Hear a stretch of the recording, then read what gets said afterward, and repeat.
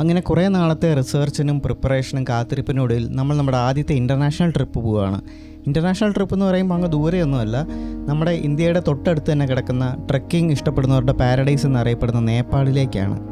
നേപ്പാളിലെ തന്നെ ഏറ്റവും മികച്ച ഒരു ഹൈ ഓൾട്ടിറ്റ്യൂഡ് ട്രെക്കിംഗ് ചെയ്യാൻ വേണ്ടിയാണ് ഈ യാത്ര. ഈ ഒരു ചാനലും പേജും ഫോളോ ചെയ്യുന്നവർക്കറിയാം, നമ്മൾ ഇതിനു മുമ്പ് ചെയ്ത പല ട്രെക്കിങ്ങുകളും കൂടുതലും സൗത്തിലായിരുന്നു. നമ്മൾ മാക്സിമം പോയത് മഹാരാഷ്ട്ര വരെയായിരുന്നു. മഹാരാഷ്ട്രയിൽ ഒരു 8ഓളം ട്രെക്കിങ്ങുകൾ നമ്മൾ ചെയ്തിരുന്നു. മഹാരാഷ്ട്രയ്ക്ക് അപ്പുറത്തോട്ടുള്ള ഒരു ലോകം എങ്ങനെയാണെന്ന് നമ്മളിതുവരെ കണ്ടിട്ട് പോലുമില്ല. നോർത്തിലോട്ടൊക്കെ ഒരുപാട് യാത്രകൾ പോകണമെന്നൊക്കെ ഒരുപാട് ആഗ്രഹമുണ്ട്. ഈവൻ മണാലി പോലും ഞങ്ങൾ പോയിട്ടില്ല, മഞ്ഞ് പോലും കണ്ടിട്ടില്ല. അപ്പം അങ്ങനെ ഇരിക്കുന്ന ഞങ്ങൾ ഒരുപാട് സ്വപ്നങ്ങളായിട്ട് ബോർഡർ ക്രോസ് ചെയ്യുകയാണ്.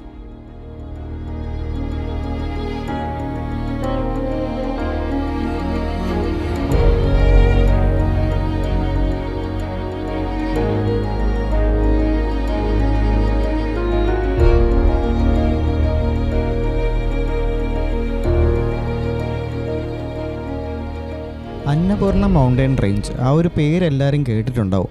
പ്രത്യേകിച്ച് ABC അഥവാ അന്നപൂർണ ബേസ് ക്യാമ്പൊക്കെ ഇൻസ്റ്റാഗ്രാമിലൊക്കെ ഇപ്പോൾ ഏറ്റവും വൈറലായിട്ട് ഓടിക്കൊണ്ടിരിക്കുന്ന ഒരു സ്പോട്ടാണ്. 6000 മീറ്റർ മുതൽ 8000 മീറ്റർ വരെയുള്ള 30ഓളം പീക്കുകൾ അടങ്ങിയ ഒരു മാസീവ് റേഞ്ചാണ് അന്നപൂർണ റേഞ്ച് എന്ന് പറയുന്നത്. ഒരു 30ഓളം പീക്കിൽ 6 പീക്കുകളാണ് അതിൽ പ്രധാനമായിട്ടുള്ളത്. ഈ ഒരു അന്നപൂർണ റേഞ്ചിലെ ഏറ്റവും ഹയസ്റ്റും അതുപോലെ തന്നെ ലോകത്തിലെ 10th ഹയസ്റ്റ് പീക്കുമാണ് അന്നപൂർണ 1 എന്ന് അറിയപ്പെടുന്നത്. ഉയരത്തിൻ്റെ ഓർഡറിൽ അന്നപൂർണ 1, അന്നപൂർണ 2, 3, 4, ഗംഗപൂർണ പീക്ക്, പിന്നെ അന്നപൂർണ സൗത്ത് എന്നിവയാണ് ഈ പ്രധാനപ്പെട്ട 6 പീക്ക്. ഇതിലെ അന്നപൂർണ സൗത്ത് എന്ന് പറയുന്ന പീക്കിൻ്റെ ബേസ് പോയിൻറ്റിലോട്ടുള്ള ആ ഒരു ട്രക്കിംഗാണ് അന്നപൂർണ ബേസ് ക്യാമ്പ് അഥവാ ABC എന്നറിയപ്പെടുന്നത്. അപ്പോൾ അന്നപൂർണ റേഞ്ചിലെ ബാക്കി മൗണ്ടൻസൊക്കെ കാണണമെങ്കിൽ ഏത് ട്രക്കിംഗ് ചെയ്യണം എന്നായിരിക്കും നമ്മൾ പലരും ചിന്തിക്കുന്നത്. അപ്പം ആ ഒരു ട്രക്കിംഗ് ചെയ്യാൻ വേണ്ടിയിട്ടാണ് നമ്മൾ പോകുന്നത്. 1970s തന്നെ എസ്റ്റാബ്ലിഷ് ആയ ഒരു ക്ലാസിക് ട്രെക്കിംഗ് ട്രെയിൽ. മഞ്ഞിൽ പുകഞ്ഞു കിടക്കുന്ന അന്നപൂർണ റേഞ്ചിലെ പർവ്വതങ്ങളും വഴികളും, ടീൽ നിറത്തിലുള്ള ജലാശയങ്ങൾ, പൈൻമരങ്ങൾ ഒരുക്കുന്ന തണൽ, പേടിപ്പെടുത്തുന്ന ലാൻഡ് സ്ലൈഡ് ടെറൈൻസ്, ലോകത്തിലെ തന്നെ ഏറ്റവും ഉയരത്തിൽ നിലകൊള്ളുന്ന trekking pass, fresh water lake, അങ്ങനെ ഓരോ ദിവസവും വ്യത്യസ്തമായ എക്സ്പീരിയൻസ് ഒരുക്കുന്ന അന്നപൂർണ സർക്യൂട്ട് ട്രെക്കിങ്ങിൻ്റെ വിശേഷങ്ങൾ നമുക്ക് കാണാം.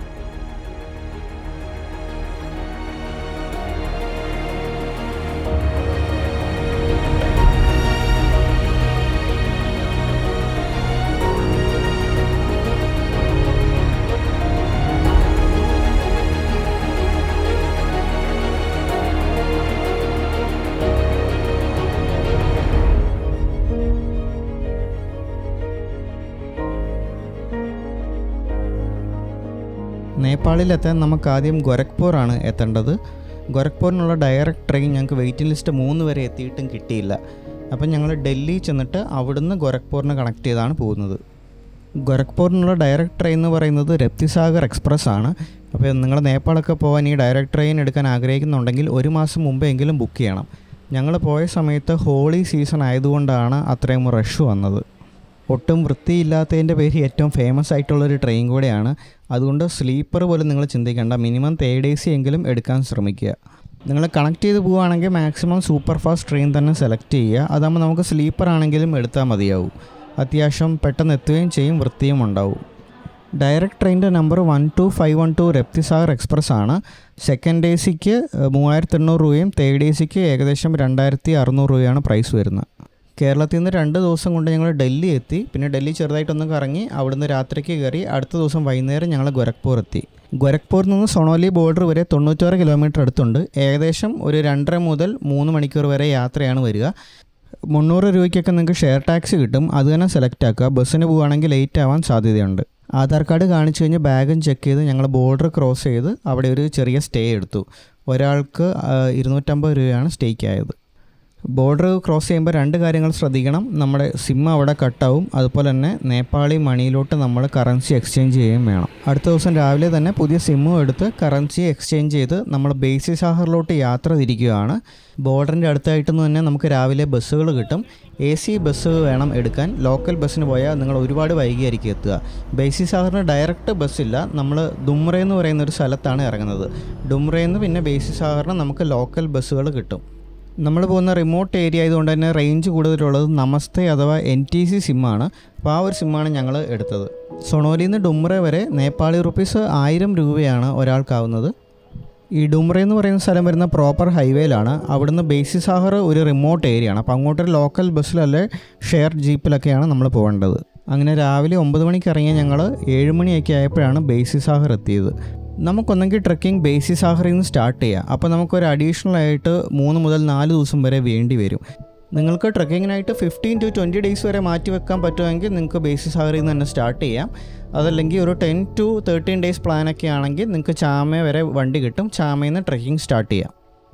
ബേസിസാഗറിൽ നമ്മളൊരു ബഡ്ജറ്റ് സ്റ്റേക്ക് എടുത്ത് അടുത്ത ദിവസം രാവിലെ നേരത്തെ എണീറ്റു. ഇവിടുന്ന് ജീപ്പ് സർവീസ് രാവിലെ തൊട്ട് അവൈലബിൾ ആണ്, ഏകദേശം ഒരു 8 മണി തൊട്ട്. അപ്പോൾ ബ്രേക്ക്ഫാസ്റ്റൊക്കെ കഴിച്ച് കഴിഞ്ഞിട്ട് നമ്മുടെ ജീപ്പ് ചേട്ടന്മാർ ഇവിടെ കാണും.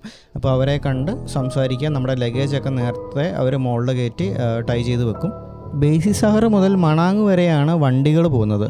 അപ്പോൾ ചാമ വരെ ഏകദേശം 2500 രൂപയാണ് ചാർജ് വരുന്നത്. അത്രയും ചാർജ് വരാൻ കാരണം എന്ന് വെച്ചാൽ നല്ല ഓഫ് റോഡ് ടെറൈനാണ്.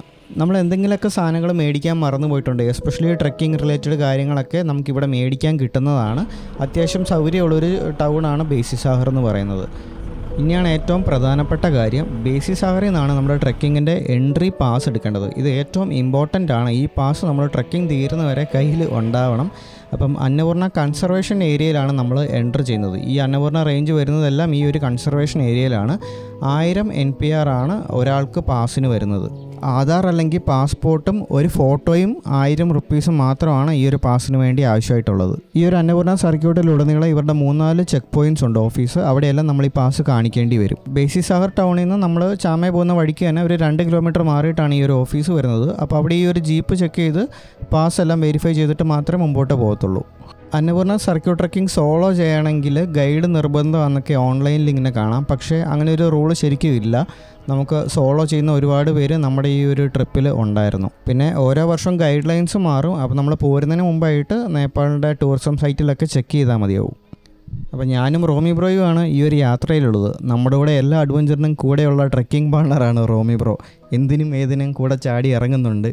പാക്കേജും ഗൈഡും പോർട്ടറും ഇല്ലാതെയാണ് നമ്മൾ ഈ ഒരു യാത്ര പോകുന്നത്. രാവിലെ ഒരു 8:30 ആയപ്പോൾ തുടങ്ങിയ യാത്രയാണ്. ഒരു 11 മണി 11:30 റേഞ്ചൊക്കെ ആയപ്പോൾ നമ്മൾ ചംചെ വാട്ടർഫോളിൻ്റെ അവിടെ എത്തി. ഈ ഒരു റൂട്ടിൽ ഒരു ഫേമസ് വാട്ടർഫോളാണ്. ഇവിടെ മഴക്കാലമൊന്നുമല്ല, പക്ഷെ എന്നാലും ആവശ്യത്തിന് വെള്ളം ഉണ്ടായിരുന്നു. നല്ല അടിപൊളി വ്യൂ ആണ്. അപ്പോൾ ഈ ഒരു റെസ്റ്റോറൻറ്റിൽ നിന്നാണ് നമുക്ക് ഈ വ്യൂവും കണ്ടുകൊണ്ട് ലഞ്ച് കഴിക്കാം.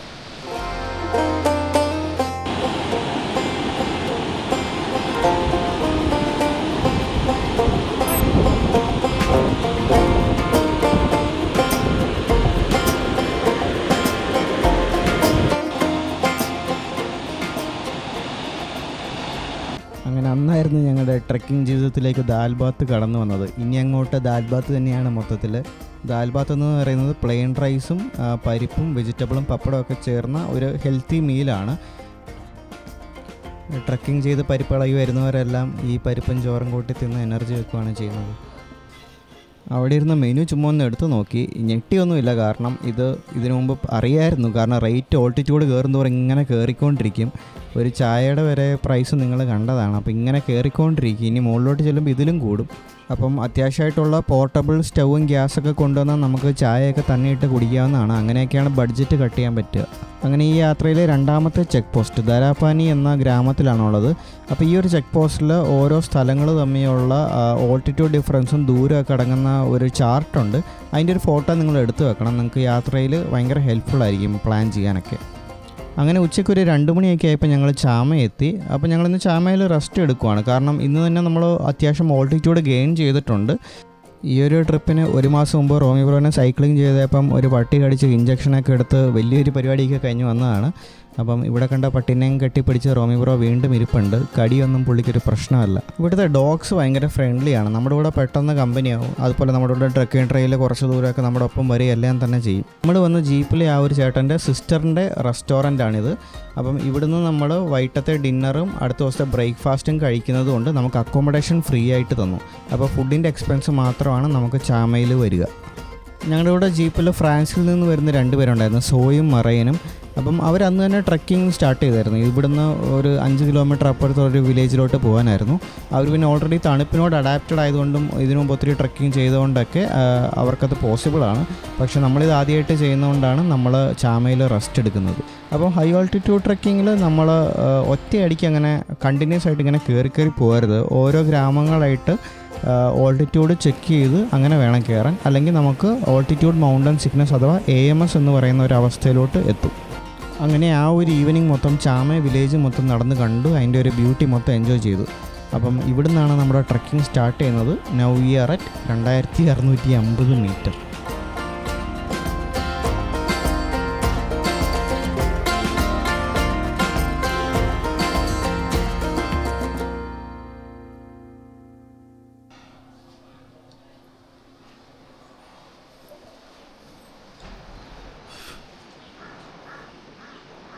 ഇന്നലെ വൈകിട്ട് മൂടിക്കിടന്ന മലയാണ്, ഇതിൻ്റെ ടോപ്പൊന്നും കാണത്ത് പോലും ഇല്ലായിരുന്നു. അപ്പോൾ രാവിലെ സൺറൈസൊക്കെ ഉള്ളതുകൊണ്ട് ആ ഒരു ഏരിയ മൊത്തം ക്ലിയറായി ആ വ്യൂ മൊത്തം കണ്ടു. നമ്മുടെ ട്രക്കിങ്ങിൻ്റെ ആദ്യത്തെ ദിവസമാണ്. ബ്രേക്ക്ഫാസ്റ്റ് എല്ലാം കഴിച്ച് കഴിഞ്ഞിട്ട് നമ്മൾ അവിടെ നിന്ന് ഇറങ്ങി. ഇന്നലെ രാത്രി ഭയങ്കര തണുപ്പായിരുന്നു. ചെന്ന ആദ്യത്തെ ദിവസം തന്നെ -10 ഡിഗ്രി വരെ പോയി. അപ്പോൾ ട്രക്കിങ്ങിൻ്റെ അവസാനത്തെ ദിവസങ്ങളൊക്കെ ഇടാൻ വെച്ചിരുന്ന ഡൗൺ ജാക്കറ്റും വൂളൻ സോക്സും ക്യാപ്പും എല്ലാം എടുത്തിട്ട് നമ്മൾ ആദ്യത്തെ ദിവസം തന്നെ ഇടേണ്ടി വന്നെന്നുള്ളതാണ്.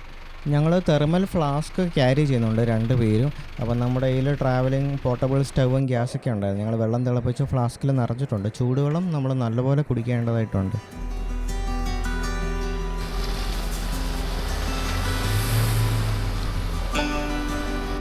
നമ്മൾ ഈ ഒരു ട്രക്കിങ്ങിലുടനീളം എവിടെ പോയാലും നമുക്ക് ഈ ഒരു ടിബറ്റൻ ഫ്ലാഗ്സ് കാണാം. ഇത് വെറുതെ ഡെക്കറേഷന് കെട്ടിയിരിക്കുന്ന ഒരു സാധനമല്ല. ഓം മണി പദ്മേഹം എന്ന പവിത്രമായ മന്ത്രങ്ങളൊക്കെ ഇതിൽ അച്ചടിച്ചിട്ടുണ്ട്. അപ്പോൾ കാറ്റ് ഈ പതാകളിൽ തട്ടുമ്പോൾ അതിലെ മന്ത്രങ്ങൾ ലോകമെമ്പാടും സമാധാനവും കരുണയും ഐശ്വര്യവും പടരവും ചെയ്യുമെന്നതാണ് ടിബറ്റൻ ബുദ്ധമത വിശ്വാസം. ഇതിൽ നീല നിറം ആകാശം, വെള്ളവായു, ചുവപ്പ് അഗ്നി, പച്ച ജലത്തിനെയും അതുപോലെ തന്നെ മഞ്ഞ ഭൂമിയെയും പ്രതിനിധീകരിച്ചിട്ടുള്ളതാണ്. അതുപോലെ ഈ പതാകകളുടെ ഒരു കോർണറിലായിട്ട് നമുക്ക് ഡ്രാഗൺ, ഗരുഡൻ, കടുവ, സിംഹം എന്നീ മൃഗങ്ങളെ കാണാൻ പറ്റും. അവ ശക്തി, നിർഭയത്വം, ആത്മവിശ്വാസം, വ്യക്തമായ അവബോധം എന്നീ ഫാക്ടേഴ്സിനെയാണ് സൂചിപ്പിക്കുന്നത്. ഇന്നത്തെ നമ്മുടെ യാത്ര എന്ന് പറയുന്നത് ചാമേ മുതൽ അപ്പർ പിസാങ് വരെയാണ്. അപ്പം ലംജുങ് കൈലാസ്, അന്നപൂർണ 2, അന്നപൂർണ 4 എന്നീ മലകളുടെ ഭാഗങ്ങളായിരിക്കും നമ്മളിന്ന് കാണാൻ പോകുന്നത്. അപ്പം നല്ല തലയെടുപ്പോടെ എല്ലാം തന്നെ നമുക്ക് കാണാൻ സാധിക്കുന്നുണ്ട് ദൂരെയായിട്ടൊക്കെ. ചാമയിൽ നിന്ന് തലേക്കു അതുപോലെ ബ്രദങ് എന്ന് പറയുന്ന 2 വില്ലേജ് പാസ് ചെയ്തിട്ടാണ് നമുക്കിന്ന് അപ്പർ പിസാങ് എത്തേണ്ടത്. അപ്പോൾ നമ്മളിപ്പം ഏകദേശം തലേക്കു എത്തിയിട്ടുണ്ട്. ഇവിടെ അങ്ങനെ അധികം സൗകര്യങ്ങളൊന്നുമില്ല, ഒരു ചെറിയ വില്ലേജാണ്. ബ്രദങ്ങിൽ കുറച്ചും കൂടെ കടകളും കാര്യങ്ങളൊക്കെ ഉണ്ടാവും. ഏകദേശം 14 കിലോമീറ്ററാണ് നമുക്കിന്ന് കവർ ചെയ്യാനുള്ളത്. അപ്പോൾ ഇത് വണ്ടി പോകുന്ന വഴിയൊക്കെയാണ് കുറച്ചെടുത്ത്. അതുപോലെ ട്രക്കിംഗ് ട്രയൽസ് നമുക്ക് പാരലായിട്ട് കാണാൻ സാധിക്കും.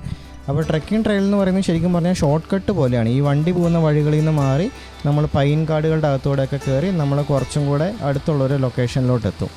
അപ്പോൾ ഈ ഒരു വണ്ടി പോകുന്ന പാത്തിൽ കൂടെ പോകുമ്പം വണ്ടി വരുവാണെങ്കിൽ നല്ലപോലെ പൊടി അടിക്കുക. അതുകൊണ്ട് നമ്മുടെ ഫേസ് കവർ ചെയ്യുന്ന സാധനങ്ങൾ യൂസ് ചെയ്യുന്നത് എപ്പോഴും നല്ലതായിരിക്കും. സംഭവം സൂര്യൻ ഇങ്ങനെ കത്തി നിൽക്കുന്നുണ്ടെങ്കിൽ പോലും നമുക്ക് ആ ചൂട് അറിയുന്നില്ല. കാരണം നല്ല തണുത്ത കാറ്റ് എപ്പോഴും ഉണ്ട്. ഈ തണുപ്പുള്ളതുകൊണ്ട് തന്നെ ദാഹം ഫീൽ ചെയ്യണമെന്നില്ല. അങ്ങനെ നമുക്ക് ഡീഹൈഡ്രേഷൻ അടിക്കാൻ ചാൻസ് ഉണ്ട്. അതാണ് ഈ ട്രക്കിങ് എല്ലാവരും നേരിടുന്ന വലിയ പ്രശ്നം. അപ്പോൾ ട്രക്കിംഗ് തുടങ്ങുന്നതിന് മുമ്പ് തന്നെ 1 ലിറ്റർ വെള്ളമെങ്കിലും മിനിമം കുടിക്കണം. അപ്പോൾ ട്രക്കിംഗ് ചെയ്യുമ്പോൾ ഇതുപോലെ വെള്ളത്തിൽ ORS അല്ലെങ്കിൽ ഇലക്ട്രോലൈറ്റ്സ് മിക്സ് ചെയ്ത് കുടിക്കുകയാണെങ്കിൽ നമ്മൾ ഡീഹൈഡ്രേറ്റഡ് ആവാതിരിക്കും. അങ്ങനെ പൈൻകാടുകളൊക്കെ കടന്ന് കയറ്റമൊക്കെ കയറിക്കൊണ്ടിരിക്കുമ്പോഴാണ് നമ്മൾ ആ കാഴ്ച കണ്ടത്. ഒരാൾ സൈക്കിൾ ചവിട്ടി പോകുന്നു. ഞാനും റോമി ബ്രോയും ബേസിക്കലി സൈക്ലിംഗ് ചെയ്യുന്നവരാണ്. അപ്പം സൈക്കിൾ ചവിട്ടിയൊക്കെ സർക്യൂട്ട് ചെയ്യുക എന്നൊക്കെ പറയുന്നത് ശരിക്കും പറഞ്ഞാൽ നല്ല ഡിഫിക്കൽട്ടായിട്ടൊരു കാര്യമാണ്. അതുപോലെ അത്രയും അപ്രീഷ്യബിൾ ആയിട്ടൊരു എഫേർട്ടും കൂടെയാണത്. അങ്ങനെ രാവിലെ 7:30 തുടങ്ങിയതാണ്. നമ്മൾ 10:30 ആയപ്പോൾ ബ്രദങ് അടുത്തെത്തി. അപ്പം ഇവിടെ ഒരു ചെറിയ കോഫി ഷോപ്പ് കണ്ടു. അപ്പോൾ ഇവിടെ ഒരു 15 മിനിറ്റ് ബ്രേക്ക് എടുക്കാമെന്ന് ഓർത്തു. ബ്രദങ് കഴിയുമ്പോൾ നമ്മുടെ ട്രക്കിങ്ങിൻ്റെ ഇൻറ്റൻസിറ്റി കുറച്ചുകൂടെ കാണും. കുറച്ചും കൂടെ ഡിഫിക്കൽട്ടായിട്ടുള്ള റോഡൊക്കെ വേണം. അങ്ങനെ നമ്മൾ മടുത്ത് നടക്കുമ്പോൾ ചുമ്മാ ഒന്ന് തിരിഞ്ഞ് നോക്കുമ്പോൾ ഭയങ്കര ഗംഭീരമായ വ്യൂ നമുക്ക് കാണാൻ പറ്റും. എനിക്ക് തോന്നുന്നു അന്നപൂർണ 2-ൻ്റെ ഭാഗങ്ങളാണ് നമുക്ക് കാണാൻ സാധിക്കുക ദൂരെയായിട്ടൊക്കെ.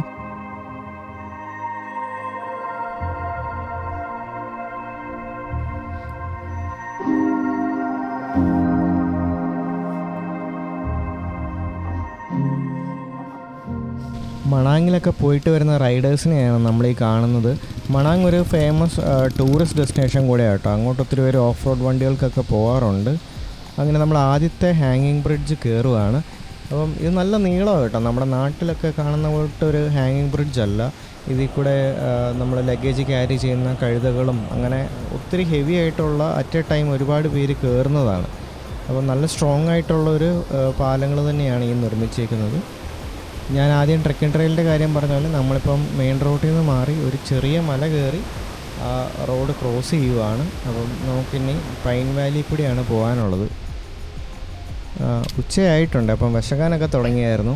അപ്പോൾ നമ്മളങ്ങനെ ലഞ്ചൊന്നും അങ്ങനെ കഴിക്കുന്നില്ല. പിന്നെ തൽക്കാലത്തേക്ക് വിശപ്പ് മാറാൻ വേണ്ടി നമ്മളൊരു ആപ്പിളും അതുപോലെ തന്നെ ഒരു പ്രോട്ടീൻ ബാറുമാണ് കഴിക്കുന്നത്. നമ്മളൊരു റെസ്റ്റോറൻറ്റിൽ പോയി അങ്ങനെ ഒരു ഹെവി ലഞ്ച് വേണ്ടെന്ന് വെച്ചു. നമുക്ക് പ്രോട്ടീൻ ബാറും അതുപോലെ എനർജി ജെൽസൊക്കെ കൈ കരുതുന്നത് വളരെ നല്ലതാണ്. കാരണം നമ്മൾ എപ്പോഴും നമുക്ക് ആ ഒരു വിശക്കുന്ന ടൈം നമ്മളൊരു വില്ലേജോ അല്ലെങ്കിൽ ഒരു റെസ്റ്റോറൻറ്റ് ആക്സസ് ഉള്ള ഏരിയയിലായിരിക്കണം എന്നൊരു നിർബന്ധമില്ല. അപ്പം നമുക്ക് നല്ലപോലെ വെള്ളവും കുടിക്കണം. അതുപോലെ ഇങ്ങനത്തെ ചെറിയ ചെറിയ പ്രോട്ടീൻ എനർജി സപ്ലിമെൻറ്റ്സ് ഉണ്ടെങ്കിൽ നമുക്ക് എളുപ്പമാണ്. ട്രെക്കിംഗ് ട്രെയിൽസിനാണ് ചെറിയ ചെറിയ സ്റ്റെപ്പുകളൊക്കെ വരുന്നത്. അന്നപൂർണ്ണ സർക്യൂട്ടിൽ കമ്പാരിറ്റീവ്ലി സ്റ്റെപ്പുകൾ കുറവാണ്. പക്ഷേ അന്നപൂർണ്ണ ബേസ് ക്യാമ്പ് ഒരു 70% ഇങ്ങനത്തെ ഒരു സ്റ്റെപ്സാണ് കൂടുതൽ വരുന്നത്. സ്റ്റെപ്പുകൾ കുറവെന്ന് വെച്ച് ആ ഒരു ഡിഫിക്കൽട്ടി ലെവലിന് കുറവൊന്നുമില്ല കേട്ടോ. നമുക്ക് ഒരു ദിവസം ഈ പറഞ്ഞ പോലെ 10 to 15 കിലോമീറ്റേഴ്സൊക്കെ ചില ദിവസം നടക്കാനുണ്ട്. അതുപോലെ ഓൾട്ടിറ്റ്യൂഡ് നമ്മളിങ്ങനെ ഗെയിൻ ചെയ്തുകൊണ്ടിരിക്കുകയാണ്. അപ്പം വളരെയധികം ഹൈ ഓൾട്ടിറ്റ്യൂഡിലാണ് നമ്മൾ പൊയ്ക്കൊണ്ടിരിക്കുന്നത്. നമുക്ക് മുമ്പ് ഇതുവഴി കടന്നു പോയവരൊക്കെ ബാലൻസ് ചെയ്ത് വെച്ചേക്കുന്ന സ്റ്റോൺസ് നമുക്ക് കാണാം. അപ്പോൾ റോമി ബ്രോയുടെ വക ഒരു കുഞ്ഞു സ്റ്റോണും കൂടെ ഇവിടെ സ്ഥാപിക്കുന്നുണ്ട്.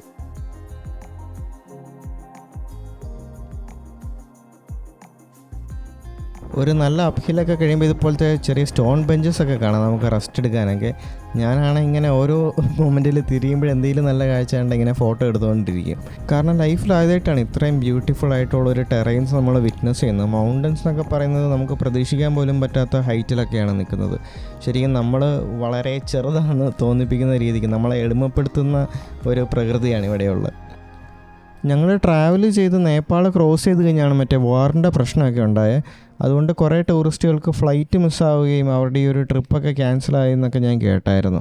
അപ്പം ഒരുപാട് പേര് മാർച്ച് തുടക്കമൊക്കെ ഇവിടെ സർക്യൂട്ടും അതുപോലെ തന്നെ അന്നപൂർണ്ണ ബേസ് ക്യാമ്പൊക്കെ ചെയ്യാൻ വേണ്ടി എത്തുന്നതാണ്.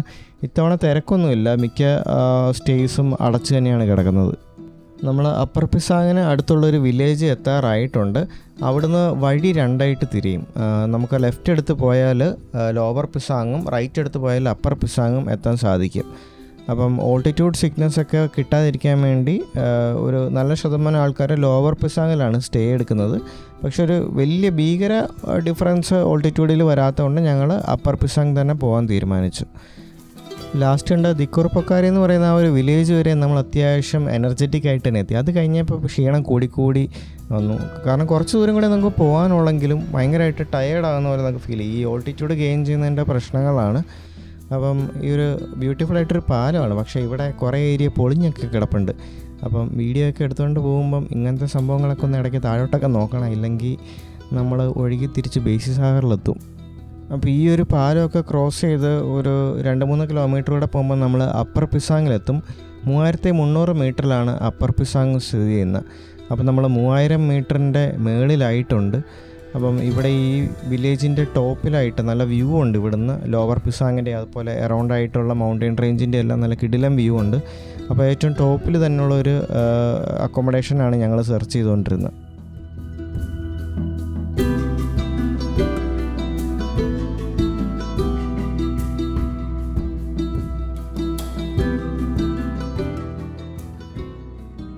പ്രകൃതി ഒരുക്കി ഒരുപാട് സർപ്രൈസുകൾ നമ്മളെ കാത്ത് ഇനിയും വരുന്ന ദിവസങ്ങൾ ഇരിപ്പുണ്ട്. അപ്പം ബാക്കി ട്രക്കിങ്ങിൻ്റെ വിശേഷങ്ങൾ നമുക്ക് അടുത്ത പാർട്ടുകളിലായിട്ട് കാണാം. നിങ്ങൾ വരുന്ന സീസണിൽ അന്നപൂർണ്ണ സർക്യൂട്ട് അല്ലെങ്കിൽ ബേസ് ക്യാമ്പ് അല്ലെങ്കിൽ നേപ്പാളിലെ ഏതെങ്കിലും ട്രക്കിംഗ് ഒക്കെ പ്ലാൻ ചെയ്യുന്നുണ്ടെങ്കിൽ തുടർന്ന് വരുന്ന ഭാഗങ്ങളും കാണുക. നിങ്ങൾക്ക് ഒരുപാട് ഡീറ്റെയിൽസും അതുപോലെ തന്നെ ആ ഒരു ടെറൈനും കൃത്യമായിട്ട് മനസ്സിലാവും. ഈ ഒരു ട്രക്കിങ്ങിൻ്റെ ഐറ്റിനറി മറ്റ് കോസ്റ്റ് ബ്രേക്ക് ഡൗൺ എല്ലാം തന്നെ ഒരു PDF ആക്കി ഞാൻ ഇതിൻ്റെ ഡിസ്ക്രിപ്ഷനിൽ ആഡ് ചെയ്തേക്കാം. അപ്പം ഫ്യൂച്ചർ റെഫറൻസിന് നിങ്ങൾക്ക് ഹെൽപ്ഫുൾ ആയിരിക്കും. അതുപോലെ ഇൻസ്റ്റാഗ്രാം ഹൈലൈറ്റ്സിൽ നമ്മൾ ഈ യാത്രയുടെ മൊത്തം ഫോട്ടോസ് അപ്ലോഡ് ചെയ്തിട്ടുണ്ട്. അതിൽ എൻ്റെ പ്രൊഫൈലും റോമി ബ്രോയുടെ പ്രൊഫൈലുമായിട്ട് നമ്മുടെ ഈ ഫോട്ടോസും ഇനി വരുന്ന ഇതായിട്ട് ബന്ധപ്പെട്ട റീലുകളെല്ലാം തന്നെ ഉണ്ടാവും. അപ്പോൾ അതിൻ്റെ ലിങ്കും ഞാൻ ഡിസ്ക്രിപ്ഷനിൽ ആഡ് ചെയ്തേക്കാം. അപ്പോൾ എന്തെങ്കിലും ഡൗട്ട് ഉണ്ടെങ്കിൽ നിങ്ങൾക്ക് ഇൻസ്റ്റയിൽ DM ചെയ്യാവുന്നതാണ്, അല്ലെങ്കിൽ ഈ ഒരു വീഡിയോയുടെ കമൻറ്റിലും നിങ്ങൾക്ക് ആഡ് ചെയ്യാൻ സാധിക്കും. അപ്പോൾ താങ്ക് യു ഫോർ വാച്ചിങ്. നമുക്ക് അടുത്ത വീഡിയോയിൽ കാണാം.